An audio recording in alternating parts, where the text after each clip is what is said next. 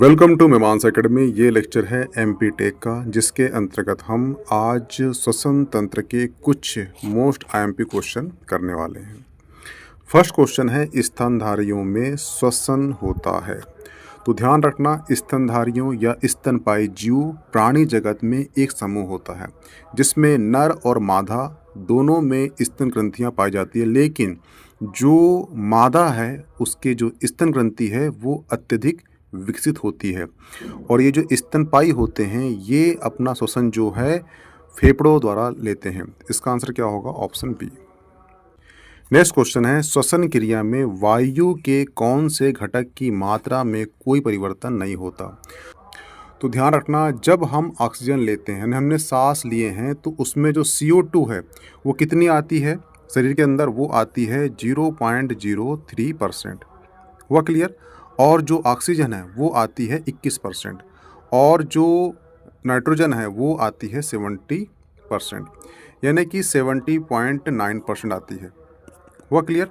यानी कि जब हम ऑक्सीजन लेते हैं तो O2 आती है 0.03%, ऑक्सीजन लेते हैं हम 21%, और जो नाइट्रोजन है वो लेते हैं 78.9%, ये 9 है। हुआ क्लियर? लेकिन जब हम ऑक्सीजन छोड़ते हैं, हम सांस जब छोड़ते हैं, तो सिंपल सी बात है, जो शरीर की जो CO2 है वो बाहर निकलेगी, तो वो निकलती है 4%। हुआ क्लियर? जो ऑक्सीजन है वो निकलती है 17%, यानी यहाँ पर जो है ऑक्सीजन 17% बाहर जाती है, तो बचती कितनी है? 4% हम अंदर लेते हैं। हुआ क्लियर? लेकिन जो नाइट्रोजन है वो 78% ही बाहर निकलती है। हुआ क्लियर? और यहाँ क्वेश्चन पूछा है उसने कि श्वसन क्रिया में वायु के कौन सा घटक मात्रा में कोई परिवर्तन नहीं होता? इसमें हो चुका है, इसमें हो चुका है, परंतु नाइट्रोजन में नहीं हुआ है, क्योंकि हम जितनी नाइट्रोजन लेते हैं उतनी ही नाइट्रोजन बाहर निकल जाती है। तो इसका आंसर क्या होगा? ऑप्शन डी होगा। हुआ क्लियर? ये ध्यान रखना, एक बार MPSC ने ये क्वेश्चन कर चुका है कि हम जब श्वास लेते हैं तो कितने परसेंट वायु में CO2 अंदर जाती है? तो 0.03% वायु अंदर जाती है। तो आपको 21%, 78%, ये सारे कंटेंट आपको याद होना चाहिए। हुआ क्लियर? इसका आंसर क्या होगा? ऑप्शन डी, क्योंकि हम जब सांस लेते हैं तो 78% ही नाइट्रोजन जाती है और 78% ही वो बाहर निकलती है। नेक्स्ट क्वेश्चन है, मानव शरीर में ऑक्सीजन का अभिगमन होता है? तो ध्यान रखना, मुंह से सांस के माध्यम से ऑक्सीजन फेफड़ों तक पहुंचती है। हुआ क्लियर? जहां पर रक्त के साथ जुड़कर ऑक्सी हीमोग्लोबिन का ये निर्माण करती है। लगभग इसमें 97%, कितना?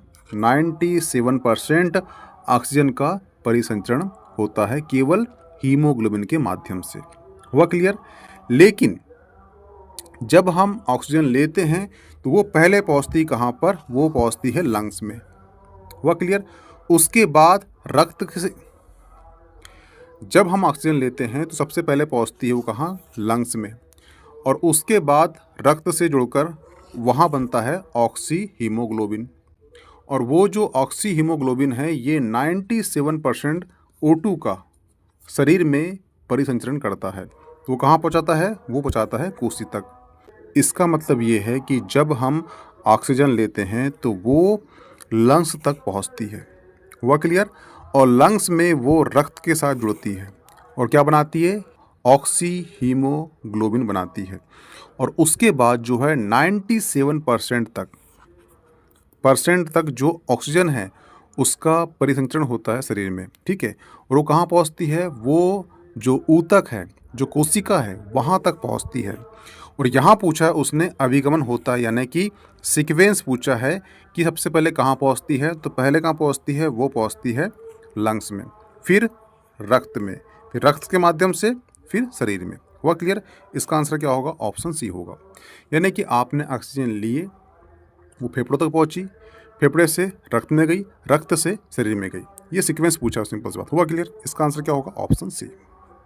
नेक्स्ट क्वेश्चन है, जब रक्त में ऑक्सीजन की सांद्रता में कमी आती है तो श्वसन की गति में क्या होगा? सिंपल सा लॉजिक है, अगर आपको 100 ऑक्सीजन की आवश्यकता है, हुआ क्लियर, लेकिन आपको 80 ऑक्सीजन ही मिल पा रहा है, तो आप क्या करोगे, ये 100 को पूरा करने के लिए आप जल्दी जल्दी ऑक्सीजन लोगे। हुआ क्लियर? तो यहाँ पे जो श्वसन क्रिया है उसकी गति में क्या हो गया, गति में वृद्धि हो गई, यानी गति क्या हो जाएगी, बढ़ जाएगी। हुआ क्लियर? सिंपल सा लॉजिक ये है। हुआ क्लियर? यानी कि आप अपने शरीर की जो ऑक्सीजन है उसको पूर्ति करने के लिए, यानी कि आप और गति से श्वास लोगे तो आपके जो श्वास में जो गति होगी उसमें क्या होगी, वृद्धि होगी। ऑप्शन बी इसका सही होगा। हुआ क्लियर? नेक्स्ट क्वेश्चन है, कार्बन मोनोऑक्साइड विषाक्तता निम्नलिखित में से किसको मुख्यतः प्रभावित करता है? तो ध्यान रखना, कार्बन मोनोऑक्साइड रक्त में हीमोग्लोबिन से जुड़कर ये बनाता है कार्बोक्सी हीमोग्लोबिन, जिसका सूत्र है HbCO, ये बनाता है। ठीक है, और इसके माध्यम से क्या होता है, रक्त की जो ऑक्सीजन की जो परिवहन की क्षमता है वो कम हो जाती है। इसका आंसर क्या होगा, इसका आंसर होगा ऑप्शन डी, रक्त की ऑक्सीजन की वहन करने की क्षमता में कमी। हुआ क्लियर? इसका ऑप्शन डी होगा आंसर। नेक्स्ट क्वेश्चन है, निम्नलिखित में से कौन सा जैव रूपांतरण मानव शरीर को अधिकतम ऊर्जा प्रदान करता है? तो मैंने बताया था कि हमारे शरीर में होती है कोशिका।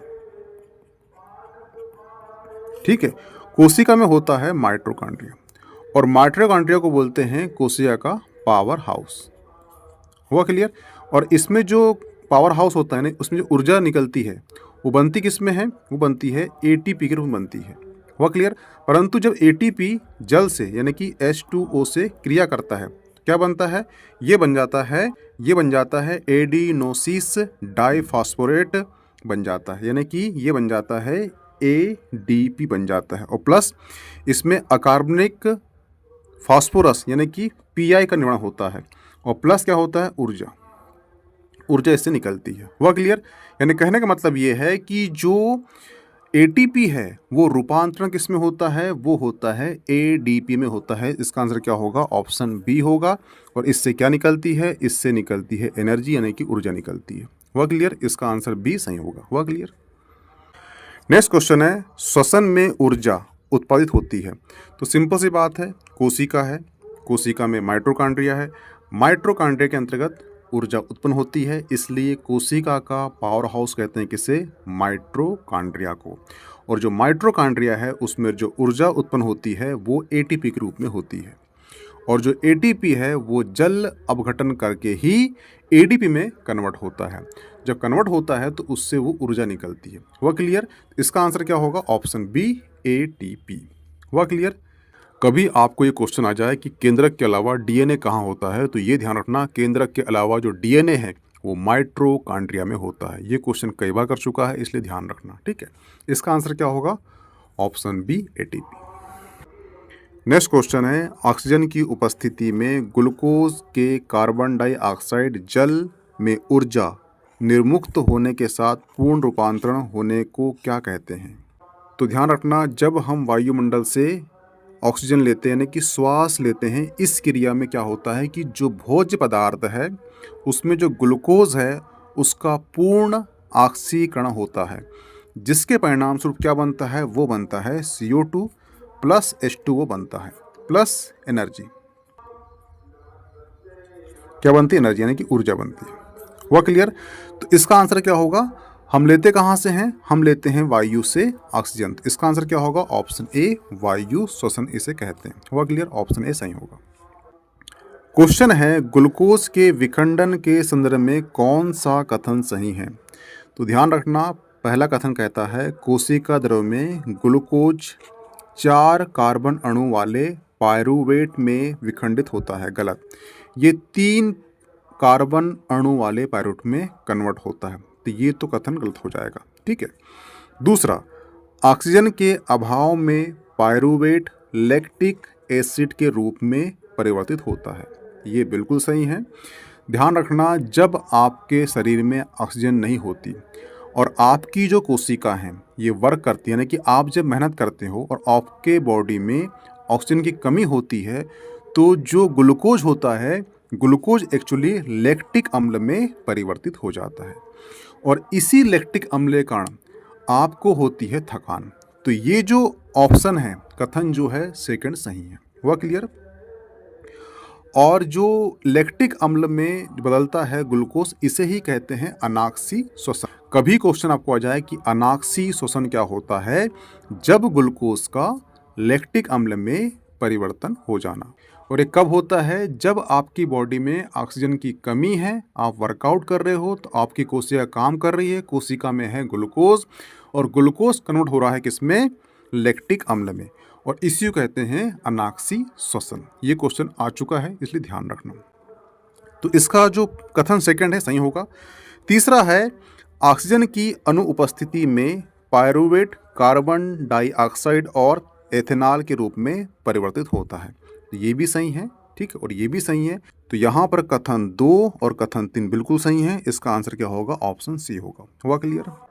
एक क्वेश्चन ये भी आता है, यहाँ पे मेंशन नहीं है कि मानव शरीर का कौन सा भाग शरीर के ताप को नियंत्रित रखता है। तो ध्यान रखना, जो फेफड़ा है, जो लंग्स है, ये प्रमुख श्वसन अंग है जो शरीर के ताप को नियंत्रित कंट्रोल करता है। हुआ क्लियर। तो यहाँ पे आपका जो श्वसन संबंधी मोस्ट IMP क्वेश्चन थे ये समाप्त होते हैं। इसकी PDF आपको मिल जाएगी मीमांसा एकेडमी के टेलीग्राम चैनल पर, तो प्लीज़ उसे ज्वाइन कर लीजिए। मिलते हैं नेक्स्ट टॉपिक में।